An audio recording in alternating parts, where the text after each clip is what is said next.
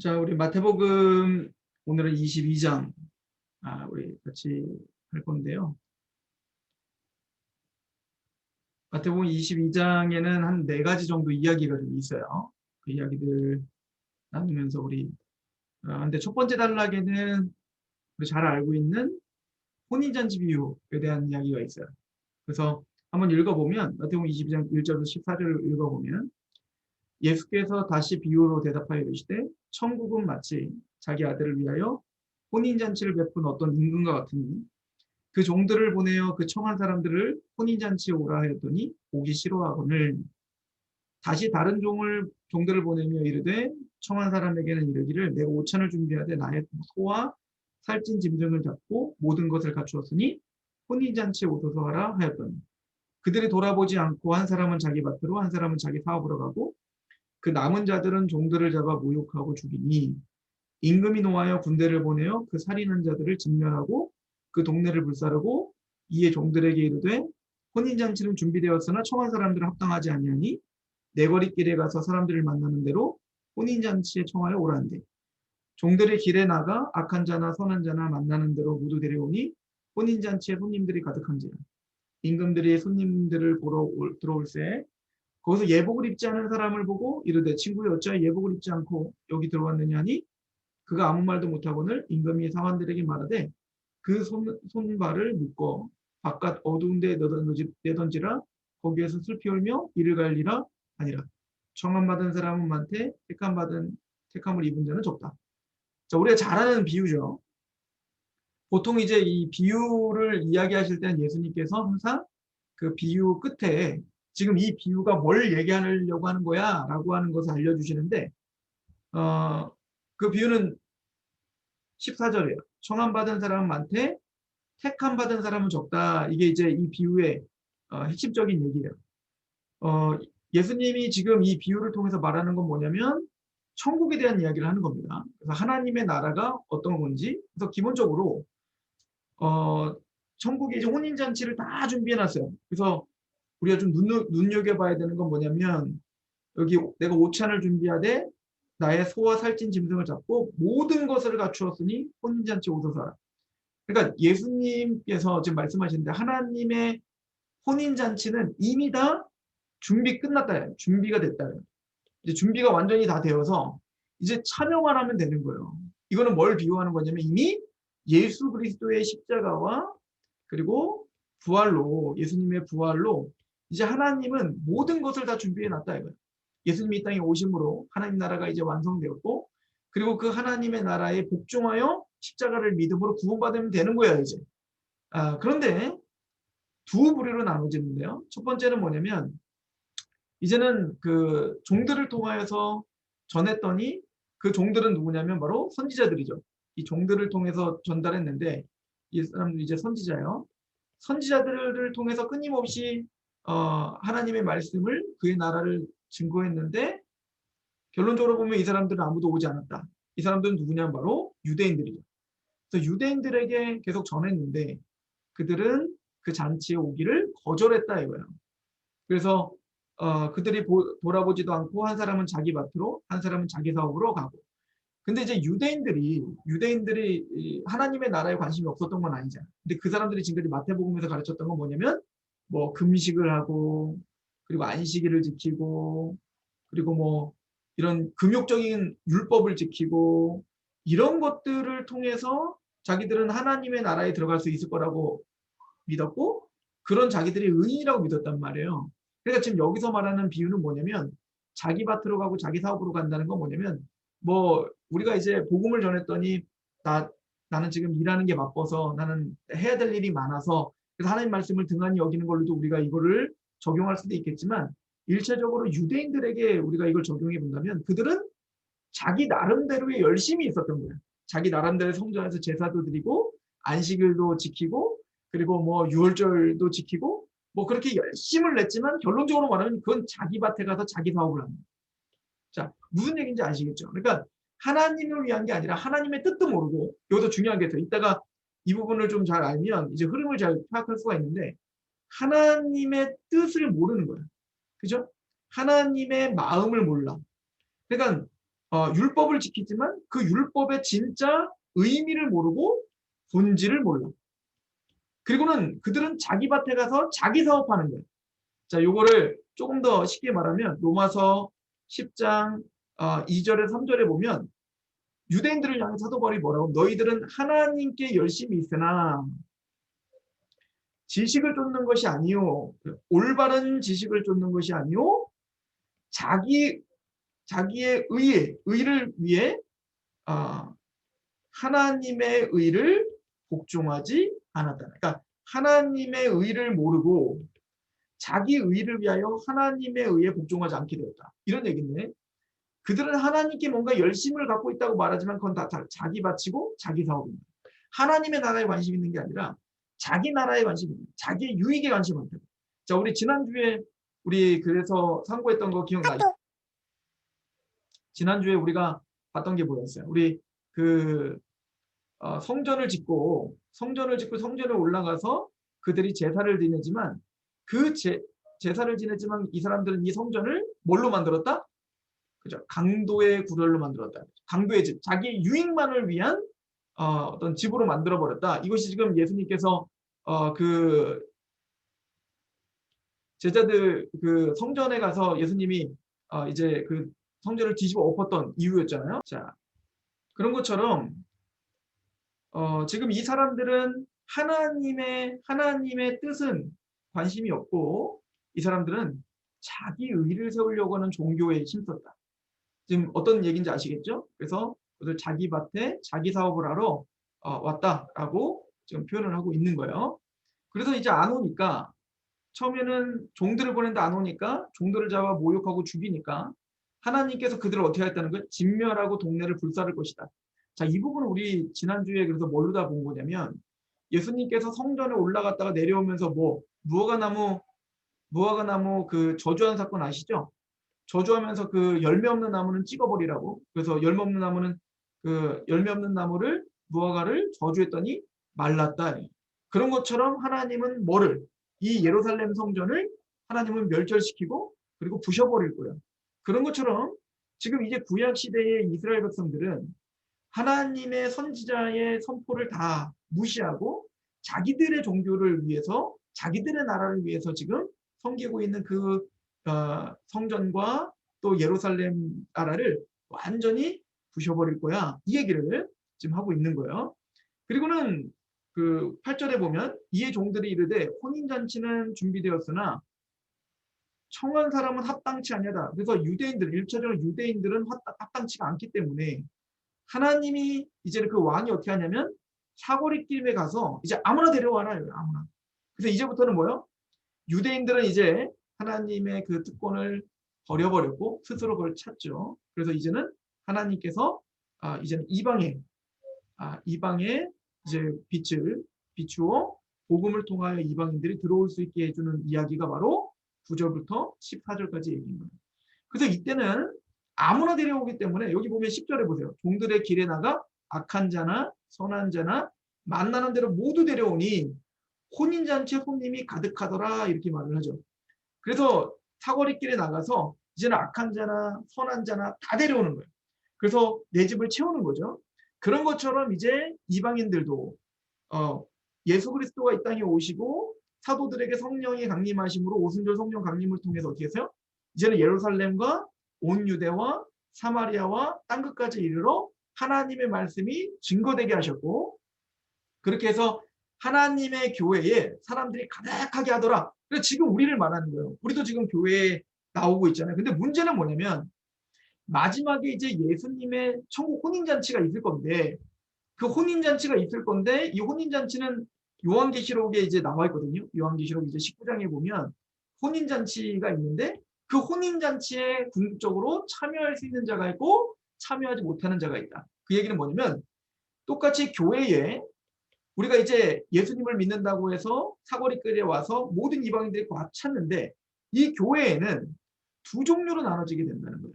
그죠? 두 종류로 나눠지는데 그 두 종류가 뭐냐면 예복을 입은 자가 있고 예복을 입지 않은 자가 있더라라고 하는 거예요.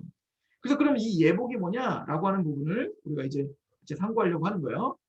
그래서 이 부분은 바로 청함받은 사람은 많되 택함받은 사람은 적다. 이렇게 말하는 건 뭐냐면 이제는 이미 예수님의 십자가로 인해서 이제 하나님의 나라는 이미 임한 거예요. 그죠? 이미 우리 마음속에 임하였단 말이에요. 근데 그 하나님의 나라, 이 교회에는, 그러니까 보여지는 교회죠. 이 땅의 교회, 우리가 지금 다니고 있는 이 가시적인 교회에는 청함받은 사람들이 오는 거예요. 즉 부름받은 사람이 오는 거예요. 우리가 저랑 이제 성경 공부를 하고 교리 공부를 할 때 부르심에 대한 이야기를 했죠. 부르심에는 두 가지 부르심이 있는데 기억나죠? 하나는 외적 부르심이라는 게 있고 하나는 내적 부르심이라는 게 있어요. 그래서 외적 부르심은 뭐냐면 복음을 듣는 거예요. 복음을 듣는 거예요. 혹시 성경을 있으신 분은 성경을 찾아보실래요? 우리 데살로니가 후서를 한번 잠깐 보세요. 데살로니가 후서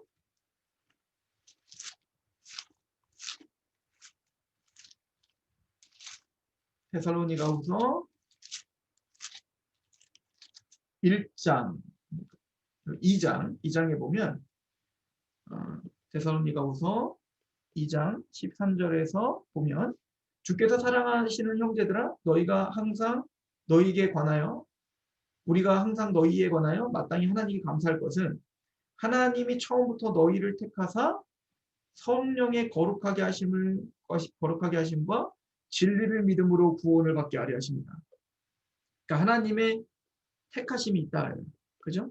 하나님의 택하심이 있는데 그래서 우리를 불러주셔야 돼요. 부르심이 있어야 되는데 여기 보니까 뭘로 불러요? 14절에 보세요. 이를 위하여 우리의 복음으로 너희를 부르사. 즉 하나님이 우리를 부르시는데 뭘로 부르시냐면 복음을 통해서 부르는 거예요. 즉 복음을 듣는 것을 통해서 하나님은 우리를 부르시는 거거든요. 그래서 외적 부르심이라는 건 뭐냐면 우리가 그 복음을 듣는 것이 뭐냐면 바로 외적 부르심인 거죠. 기억나시죠? 그래서 우리가 지금 복음을 듣고 복음 가운데 우리가 감격을 하고 이 모든 것들이 뭐냐면 바로 외적 부르심이에요. 자, 그러나 외적 부르심만 있어서는 안 되고 그 복음이 우리 안에 어떻게 되냐면 믿어져야 되고 적용이 돼야 돼. 그 십자가의 죽으심이 내 죽음이라고 믿어져야 되고 예수님의 부활하심에 우리가 연합되어 나는 이제 하나님을 위하여 산 자가 됐습니다. 라고 믿어지는 것이 바로 있어야 되는데 그걸 우리는 뭐라고 하냐면 내적인 부르심이라고 해요. 이거를 이제 다른 말로 이제 신학자들은 뭐라고 하냐면 유효한 부르심. 즉 뭐예요? 유효하다 이죠. 그 복음이 우리 안에 효과를 본 거예요. 그래서 그걸 다른 말로 효과적인 부르심. 쉽게 말하면 믿음이 생긴 거예요. 즉 뭐 여기는 좀 더 우리가 자세하게 설명해야 될 필요는 있어요. 물론 근데 지금 교리 시간이 아니기 때문에 그런데 우리는 외적인 부르심을 아무리 들어도 에베소서 2장 1절에 보면 우리는 허물과 죄로 죽어 있었어요. 새로 죽어 있는 사람에게 아무리 복음을 이야기해도 복음이 들려요? 안 들리죠. 그래서 이 죽음에서 먼저 어떻게 되면 살아나요. 영적으로 살아나야 이 복음을 들을 수 있단 말이에요. 이 영적으로 살아남은 걸 뭐라고 우리는 거듭남 이렇게 표현해요. 거듭남. 즉 성령님, 물과 성령으로 거듭나야 다시 살아나야 하나님의 복음이 들려지고 그래야 먼저 거듭나면 우리는 뭐가 생겨요? 우리가 하나님 앞에 얼마나 죄인인지를 깨닫게 돼요. 그래서 그 죄인인 걸 깨닫고 뭐예요? 하나님 앞에 회개할 수밖에 없게 되고 그때 하나님은 우리에게 뭘 보여주시냐면 오직 예수 그리스도의 은혜로만 구원받을 수 있다는 걸 보여주고 우리가 그것을 믿음이 생기게 하시는 그 모든 과정을 이걸 뭐라고 하냐면 효과적인 부르심, 즉 유효한 부르심. 즉 복음을 듣는 걸로 끝나는 게 아니라 그 십자가와 불에 정말 믿어지고 그 말씀에 내가 적용이 되고 묶이는 거. 이걸 우리는 효과적인 부르심이라고 해요. 이걸 지금 표현하는 게 뭐냐면 청한 사람은 많은데 택함 받은 사람은 적다라고 표현하고 있는 거예요. 그러니까 청함 받았다는 건 뭐냐면 이 하나님의 교회에 가득가득하게 우리는 다 부름을 받는 거야. 악인이나 선한이나 사람이나 다 부름을 받아요. 그리고 유대인들은 그걸 거부하고 세상 사람들은 거부했지만 기본적으로 우리는 어떻게 된 거예요? 거기에 순응하여 지금 교회 안에 온 것만으로도 하나님의 기적이고 하나님의 은혜의 시작인 거야. 자, 그럼에도 불구하고 나중에 이제 혼인잔치가 다 벌어지려고 하니까 그 혼인잔치는 언제 벌어지냐면 계시록 19장에 보면 예수님의 재림 때 예수님의 재림 때 우리는 그 신랑 대신 예수님과 우리는 혼인잔치에 참여하게 되는 거거든요. 그때는 사실은 들러리가 아니라 우리는 신부로서 참여하게 되는 거예요. 자, 그런데 그 예수님의 재림 때 궁극적인 구원에 있어서 둘로 나눠지는데 많은 사람들은 뭐냐면 예복을 입지 않았고 소수의 사람들은 예복을 입었더라 이거예요. 사실은 이제 그 당시에는 왕이 혼인잔치 같은 걸 베풀면 이거는 이제 고대 근동의 어떤 그 문화인데 예복을 나눠줬어요. 그러니까 단체복이죠. 그래서 이제 예복을 나눠줘가지고 자기가 입고 온 옷은 벗게 하고 그리고 왕이 준 그 옷을 입게 하는 거예요. 그렇게 참여해야 되는데 그런데 이 사람들 중에는 예복을 입은 사람이 있고 예복을 입지 않은 사람이 있다. 자, 한번 생각해 봅시다. 예복을 입지 않는 사람에 대해서 한번 생각해 볼까요? 예복을 입지 않는 사람들 왜 안 입었을까? 첫 번째, 내 옷이 더 좋은 거예요. 그죠? 아무래도 단체복이잖아. 돈이 많거나 귀족들은 내 옷이 더 좋으니까 어떻게 될까요? 내 옷을 가지고 이 잔치에 참여하겠다는 거예요. 이거를 쉽게 말하면 교리적으로 말하면 율법주의라고 하는 거예요. 그죠? 율법주의요. 즉 내가 가진 어떤 나의 어떤 행함으로 하나님 앞에 내가 이 하나님의 천국에 참여하려고 하는 자들, 그들은 하나님이 나눠준 예복을 입지 않았겠죠. 자, 두 번째는 왜 입지 않았을까? 나는 자격이 되지 않는다라고 믿는 사람들. 그렇겠죠. 예를 들어서 이제 거지가 이제 아무나 불러오라는 생각, 거지가 이제 온 거야. 그죠? 노숙자인 분이 이제 온 거죠. 그랬을 때 이제는 그 왕궁에 온 것만으로도 감지덕지고 그리고 아직 씻지도 않고 더럽기도 한 내가 그 깨끗한 예복을 입는다는 것이 나는 자격이 되지 않습니다. 나는 그걸 감히 입을 수 없습니다. 라고 그거를 거부한 거겠죠. 이 사람은 그걸 겸손이라고 보겠지만 이거는 겸손이 아니라 이것도 뭐냐면 율법주의인 거예요. 자, 무슨 얘기냐면 이 사람들은 자격이 돼서 안 입겠다는 거잖아요. 자, 그러면 예복을 입은 사람을 생각해 봅시다. 이 사람은 자격이 돼서 입는 걸까? 그렇지 않다고. 자격이 되지 않지만 그 예복을 베풀어준 왕을 신뢰하고 왕의 은혜를 그냥 받아들이는 거예요. 이게 바로 구원인 거예요. 이해가시죠? 꼭 뭐와 같냐면 여러분들 아가서라고 하는 성경 아시잖아요? 그 아가서는 그 당시에 솔로몬 왕이 진짜 사랑하는 여인이 있었는데 그 여인이 누구냐 바로 술람미 여인이야. 이 술람미 여인은 포도원의 농부였단 말이에요. 포도원에서 일을 하고 있는 뭐 노예였거나 아니면 어떤 일을 하는 일꾼이었는데 사실은 솔로몬은 이스라엘에서 가장 역사상 가장 화려했던 왕이었고 술람미 여인은 가장 비천한 여인이었거든요. 그러니까 사실은 둘은 사랑이 이루어질 수 없는 거야. 그러니까 예를 들어서 솔로몬이 난 너를 사랑해. 그럼 술람미 여인은 두려운 거예요. 두려운 거. 감히 자격이 안 되는 내가 귀족도 아닌 내가 어찌 그 사랑을 받아들이겠습니까? 사실은 우리는 모두 예수님의 복음 앞에 그렇게 말할 수밖에 없는 사람들인데 아가서에서 말하는 은혜라는 건 뭐냐면 술람 여인이 그 솔로몬의 사랑을 받아들인단 말이에요. 이게 구원인 거야. 그러니까 우리가 거룩한 예복을 입는다는 것은 우리가 의인이 된다는 것은 우리가 율법을 지킴으로 의롭다함을 받는 게 아니라 예수님이 십자가에서 죽으시고 완성하신 그 의의 옷을 우리가 덧입음으로 말미암아 우리는 거룩함을 받았습니다. 라고 고백하는 것, 이게 바로 은혜인 거예요.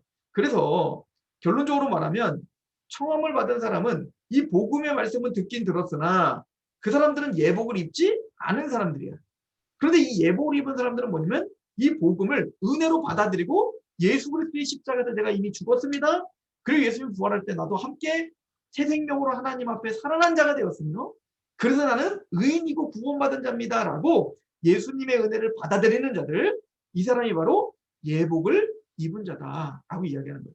자, 지금 이 얘기를 우리 지금까지 그 마태복음을 우리가 상고하면서 지금 두 부류로 나눠진다고 계속 그랬죠. 한 부류는 누구였어요? 바리새인, 사두개인, 그리고 제사장 그룹들. 사실은 이제 유대인들 전체를 대표하는 사람들이에요. 이 사람들과 이쪽에는 누가 있었죠? 이 사람은 이제 심령이 부유한 자들.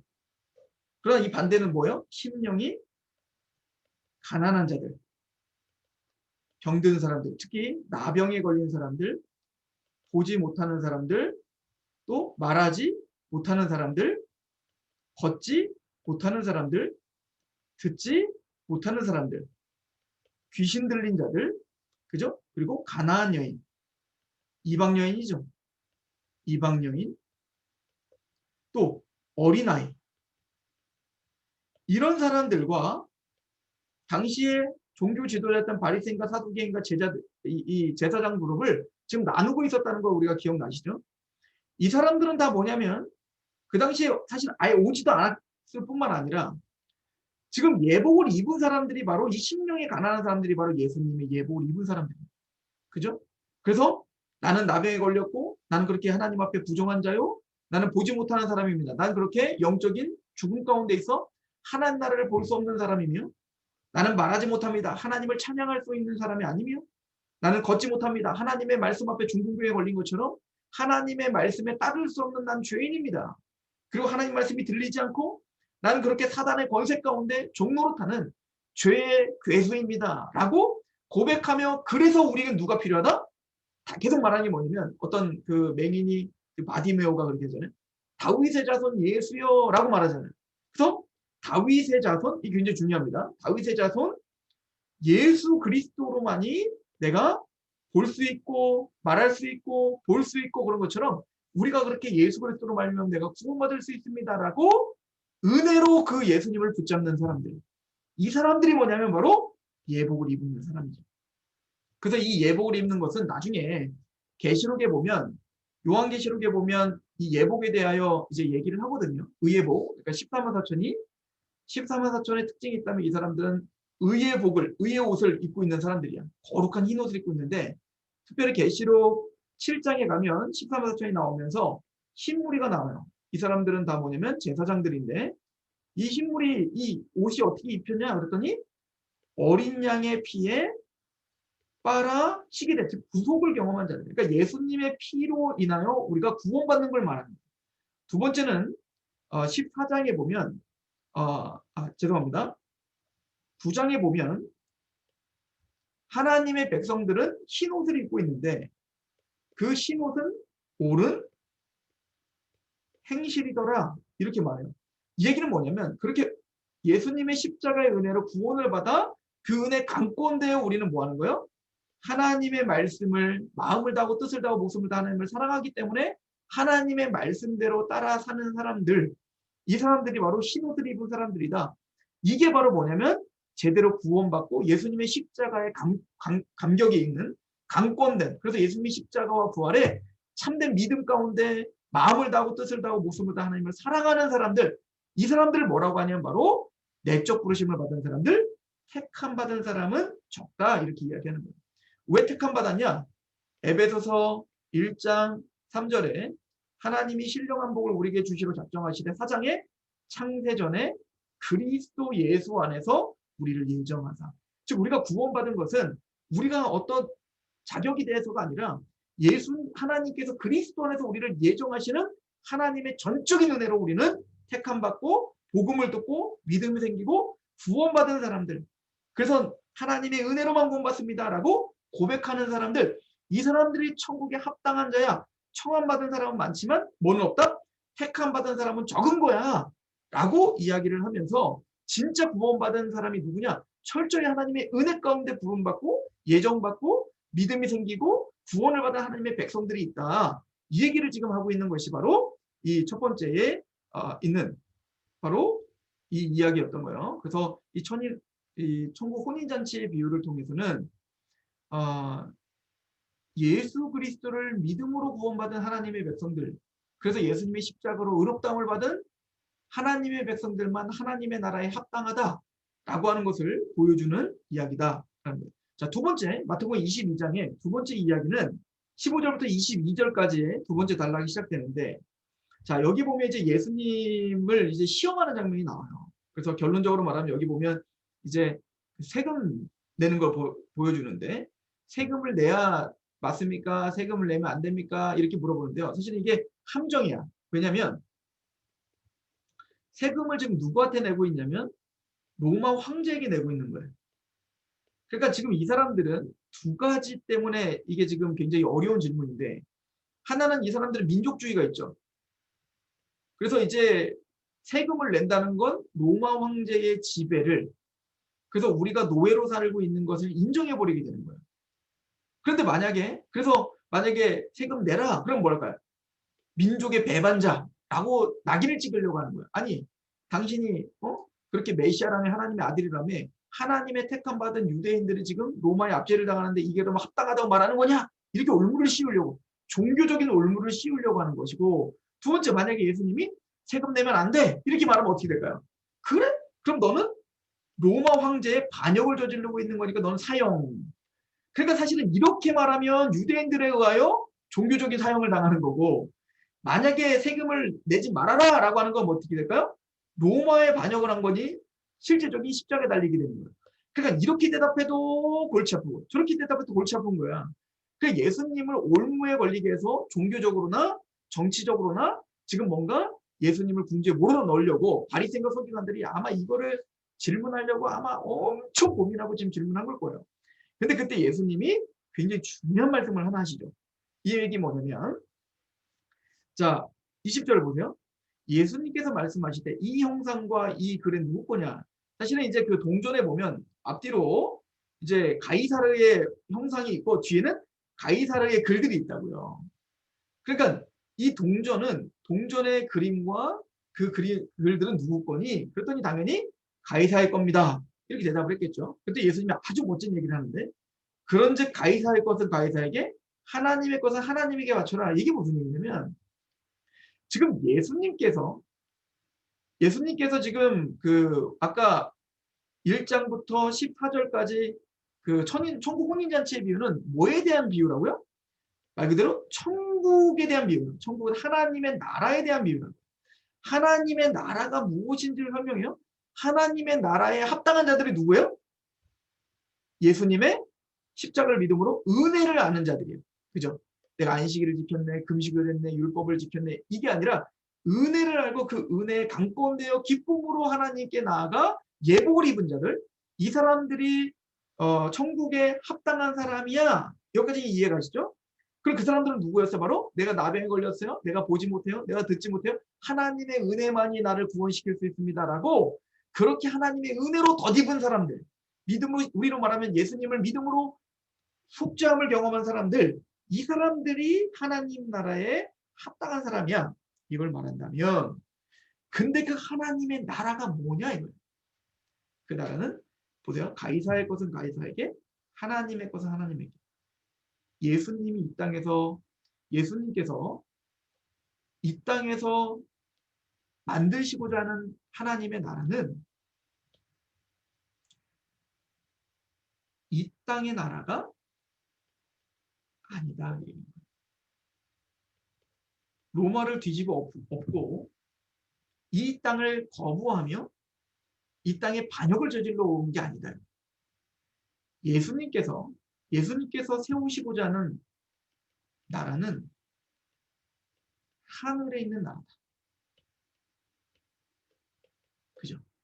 그래서 예수님의 나라는 이 땅에서 이루어지는 어떤 정치적, 그러니까 여기서 말하는 이 땅의 나라가 아니라는 건 뭐냐면 정치적이고 외교적이고 군사적인 나라를 이 땅에 이루러 오신 분이 아니라는 거예요. 쉽게 말하면 우리에게 적용해 봅시다. 하나님의 나라라는 건 우리가 이 땅에서 높아지고 이 땅에서 잘 먹고 잘 살게 하는 이 땅에서의 번영을 위한 나라가 아니라는 거예요. 하나님의 나라는 철저히 하늘에 속한 나라. 하나님의 통치를 받은, 그래서 하나님의 백성들이 그 마음에 하나님의 나라가 임하게 되고 하나님의 통치가 임하는 나라이지, 이 땅에서 물리적이고 정치적인 나라를 세우러 오신 게 아니야 라고 말해요. 나중에 이 말은 이제 빌라도가 물어봐요. 빌라도가 당신은 유대인의 왕입니까? 그렇다. 내가 왕이다 라고 말해요.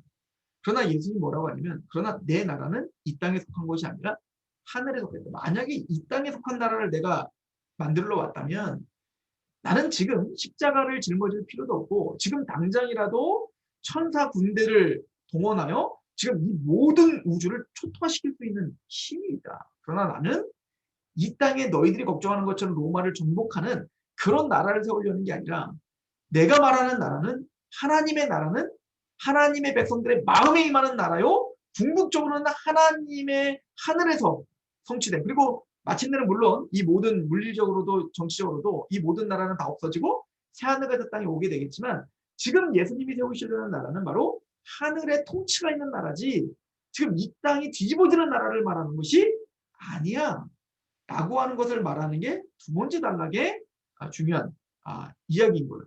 자, 그리고 이제 세 번째 단락을 한번 좀 봅시다. 자, 세 번째 단락은 뭐냐면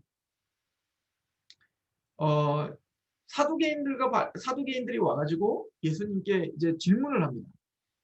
그때 이제 예수님을 자꾸 이제 어떻게 하려고 하는 거냐면 지금 이제 마태복음이 거의 끝나갈 때쯤 되잖아요.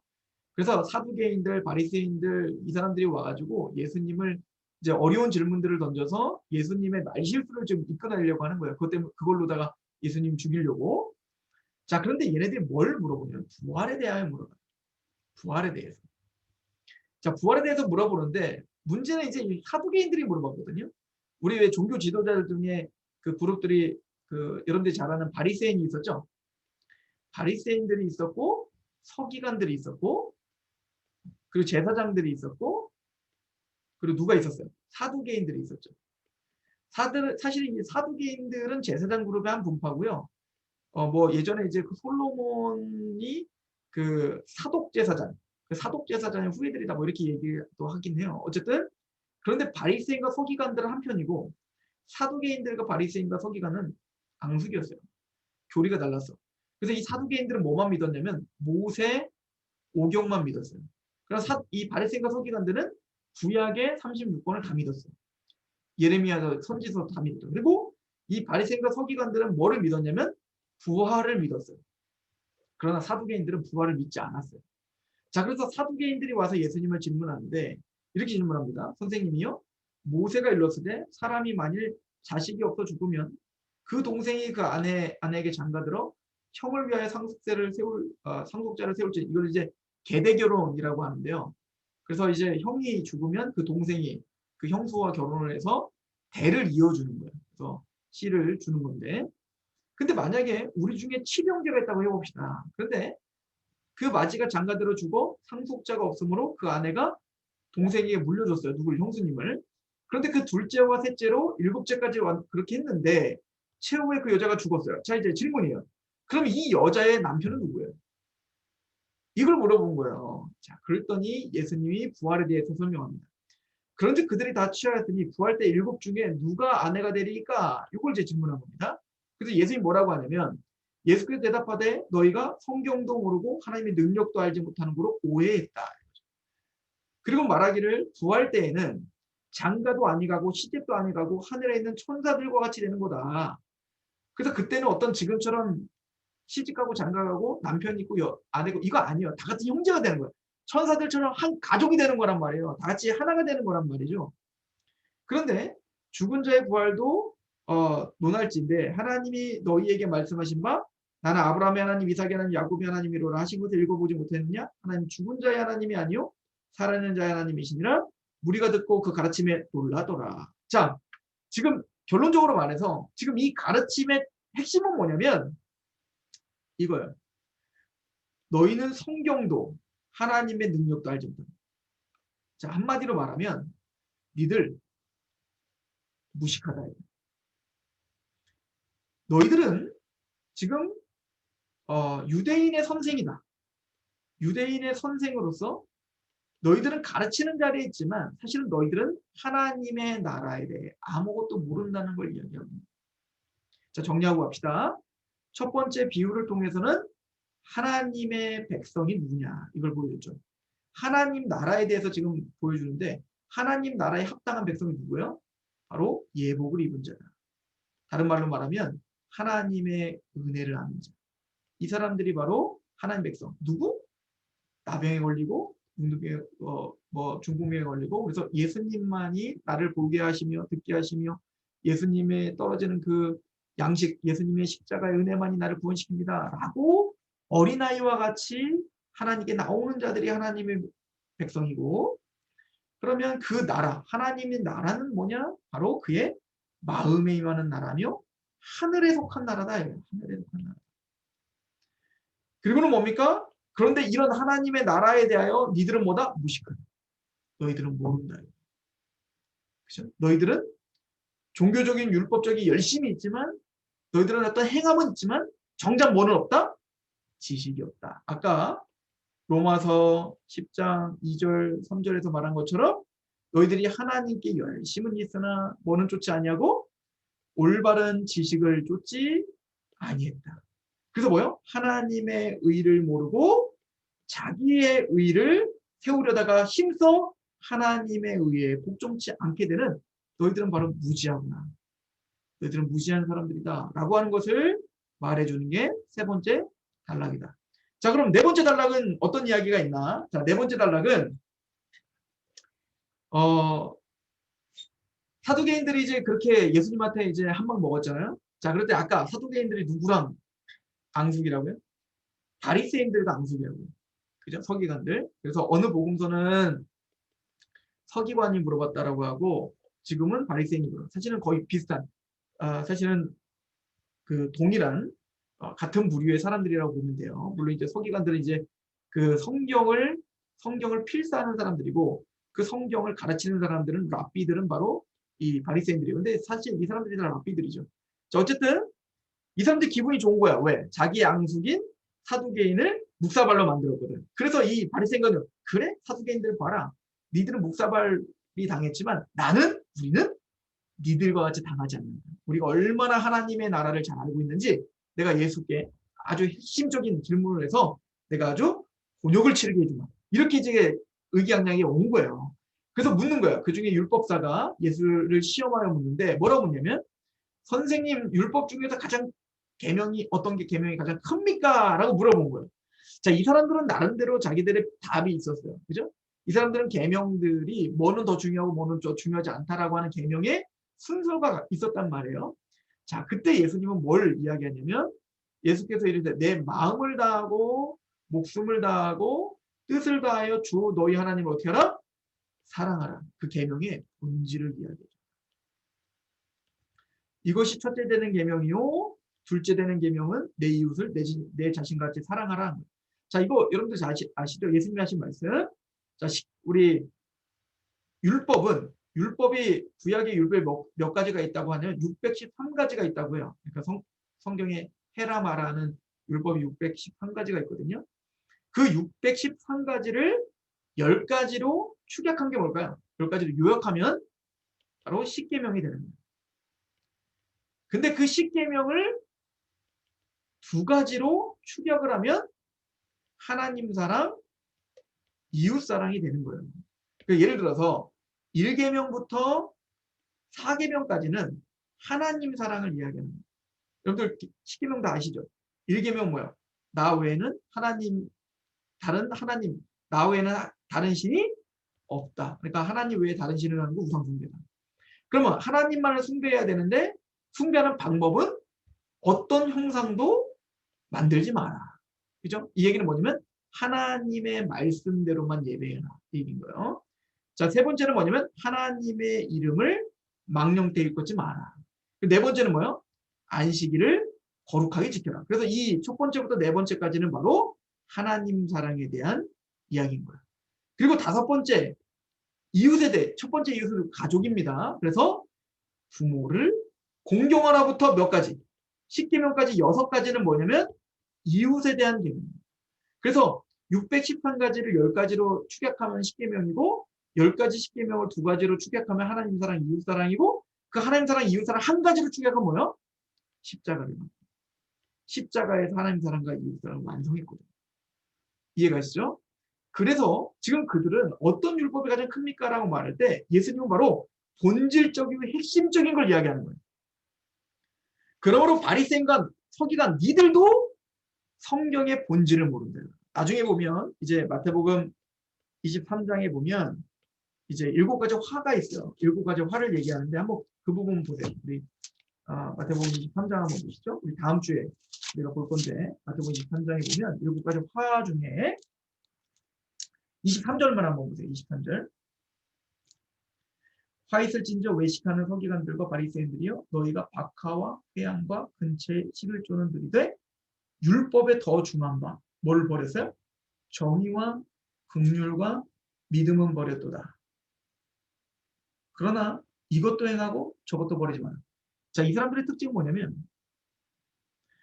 11조도 드리고 제사도 드리고 안식일도 지키고 자기 나름대로의 자기 사업은 바꿔요. 그런데 중요한 건 뭐를 몰라요? 의와, 그죠? 정의와, 여기서 보면 정의와 긍휼과 믿음이 핵심인데 사실은 이건 다 사랑으로 격발되는 거거든요. 십자가의 사랑으로 믿음이 생기고 십자가의 사랑으로 우린 긍휼을 베푸시며 십자가의 사랑으로 뭐요? 하나님의 의를 완성하시는 겁니다. 그래서 이 율법에 진짜 하나님의 나라의 근간은 바로 하나님의 의가 무엇이며 그 의는 하나님의 긍휼로 말미암으며 그 하나님의 긍휼과 하나님의 성품과 약속을 믿음으로 얻어진다라고 하는 이 중차대한 하나님의 나라의 통치 원리를 모른다 이거예요. 자, 그러면 우리 다시 한번 좀 정리 한번 해볼까요? 지금까지 본 거. 자, 첫 번째 단락에서 뭐였었죠? 하나님 나라의 백성이 누구냐. 그죠? 두 번째 단락에서는 그러면 하나님 나라는 뭐냐. 세 번째 단락은 뭐였었죠? 이제 부활에 대한 무식하다는 거죠. 그러니까 얘네들에게 지금 말하는 게 뭐냐면 이 세 번째는 뭐냐면 우선은 서기관들은 우선 무식하다. 그러니까 지식이 없다는 거예요. 지식이 없는데 하나님의 나라는 어떤 나라냐. 그죠? 그래서 부활하면 그 나라는 뭐예요? 천사와 같이 되는 나라다. 새로운 인간관계, 새로운 관계가 형성되는 그래서 하나님의 나라의 특징에 대한 이야기를 해주고 있죠. 그리고 그럼 하나님의 통치 원리는 뭐죠? 바로 사랑이다. 라고 하는 것을 가르쳐 주는 거예요. 그리고 더불어 여기는 서기관들의 무식함, 그리고 여기는 바리새인들의 무식함. 니들은 무식하다. 니들은 하나님 나라 모른다. 이 얘기를 하고 있는 거다. 자, 그럼 이제 마지막 단락에는 어떤 이야기가 있냐면 바리새인들이 모였을 때 예수께서 그들에게 물으시되 너희는 그리스도에 대해 어떻게 생각하느냐? 누구의 자손이냐? 대답하되 다윗의 자손입니다. 라고 말해요. 예수님이 이제 반격을 하는 거죠. 그러면서 말을 하기를 이르시되 그러면 다윗이 성령에 감동되어 어찌 그리스도라 주라 칭하여 말하되 주께서 내 주께 이르시되 내가 내 원수를 내 발 아래 둘 때까지 내 우편한 자 있으라 하셨도다 하였느냐? 다윗이 그리스도를 주라 칭하였든지 어찌 그의 자손이 되겠느냐 하시니 한마디도 능히 대답하는 자가 없고 그날부터 감히 그에게 묻는 자가 없더라 이렇게 말합니다. 자, 이 얘기는 뭐냐면 우리도 잘 알죠? 메시아는 어디로 누구로 오냐? 다윗의 자손으로 온다. 이렇게 대답을 한 거예요. 자, 그런데 지금 이 얘기는 뭐냐면 시편 110편에 보면 다윗이 고백하는 시가 있는데 다윗이 뭐라고 하냐면 내 주께서 여호와께서 내 주에게 말씀하시기를 이런 구절이 나와요. 이게 뭐냐면 하나님이 다윗에게 말하고 있는 것을 쓰고 있는 게 아니라 다윗은 지금 여호와께서 자신이 아닌 자신의 주님에게 말씀하고 있는 내용을 듣고 있는 거야. 그리고 거기에 보면 새벽 이슬 같은 주의 청년들이 나올 것이고 너는 주님은 어떻게 될 거냐면 원수가 내 발등상이 되기까지 너는 내 옆에 앉으라. 누구에 대한 얘기예요? 예수님에 대한 얘기죠. 그리고 이 주님이 바로 메시아라고 유대인들은 다 믿고 있었어요. 근데 예수님이 물어보는 건 야, 메시아가 어디서 오니? 예, 다윗의 자손으로 옵니다. 자, 그런데 다윗의 자손이면 메시아가 더 높아요? 아니면 다윗이 더 높아요? 이 말로 하면 다윗이 당연히 다윗 자손보다 더 높죠. 조상이니까. 그런데 문제는 왜 그러면 다윗이 더 높으면 왜 다윗은 그 메시아에게 다윗의 자신의 자손으로 오는 그 메시아에게 주님이라고 했니? 이게 무슨 질문인지 아시겠죠? 그런데 아무런 대답을 못하는 거예요. 그만큼 메시아에 대해서 기다린다고 말했지만 그 메시아가 누군지에 대한 개념을 전혀 잡지 못하고 있었던 거예요. 그래서 결론적으로는 바로 예수님께서 바로 다윗의 자손이신데 그분은 바로 다윗의 자손일 뿐만 아니라 다윗의 전에 있었던 다윗의 뿌리다라고 하는 것을 보여주는 이야기가 바로 오늘 말씀이에요. 그래서 이 말씀은 제가 하나 이제 말씀을 하나 갖고 왔는데 요한계시록에 보면 예수님 뭐라 표현하면 나는 유다 지파의 사자 다윗의 뿌리다 이렇게 말해요. 또 요한계시록 22장에도 보면 뭐라고 하냐면 우리 16절을 보세요. 나 예수는 교회를 위하여 내 사자를 보내어 이것을 너에게 증언하니 뭐라고? 다윗의 뿌리요 자손이다 이렇게 말해요. 자, 예수님은 다윗의 자손으로 오셨어요. 지금 이게 마태복음이 하는 얘기죠. 마태복음 1장에 바로 예수님이 바로 다윗의 자손이다. 그래서 왜 14대 기억나시죠? 다비드 4, 6, 4 그래서 다윗의 숫자가 14예요. 그래서 구약 창세기부터 말라기까지 창세기 3장 15절에 여자의 후손을 예언했는데 그 후손이 누구냐면 바로 누구? 아벨의 후손이어야 되고 셋의 후손이어야 되고 노아의 후손이어야 되고 셈의 후손이어야 되고 아브라함의 후손이어야 되고 이삭, 야곱, 유다, 다윗의 후손으로 와야지 이분이 바로 메시아인데 그 메시아 아브라함과 다윗의 자손 누구? 예수님이 바로 그 메시아다 이 얘기를 하고 있는 거란 말이에요.